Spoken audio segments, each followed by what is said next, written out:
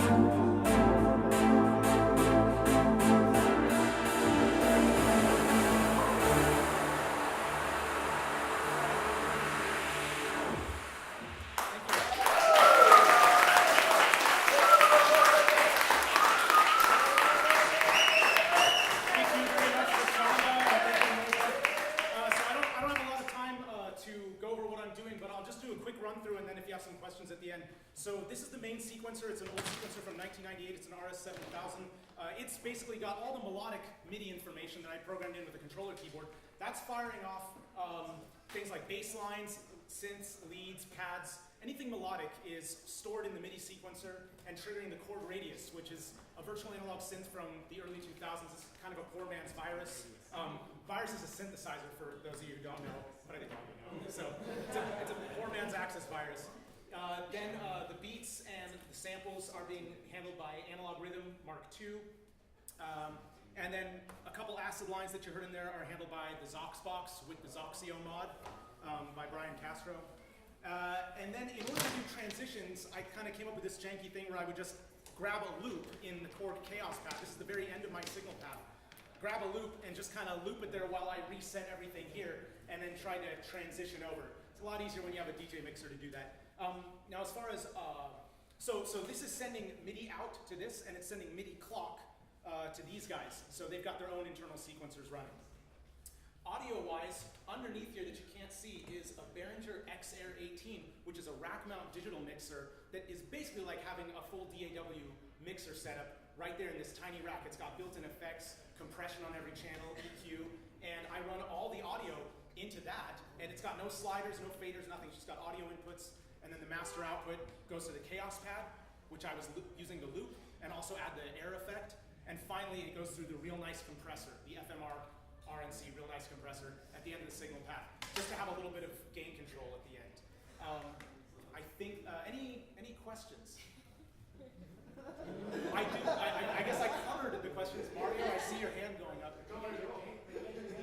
Sorry? I got it on the internet. Does anybody know who this is? Does anybody know who this is? No. It's Perfume. Does anyone know Perfume? J-pop band? Yes, thank you. The guy who lives in Japan. Did I see a hand go up? Yeah. What's up? Do you run any samples through the Rhythm, like the analog filters? Absolutely, yeah. There's quite a few songs, or there's quite a few patterns that I have that involve a lot of samples. If I just go back to my main, collection of patterns here, let's see. I mean, there's all sorts of weird stuff going on. Yeah, there's a lot of samples. Where were you? Yeah.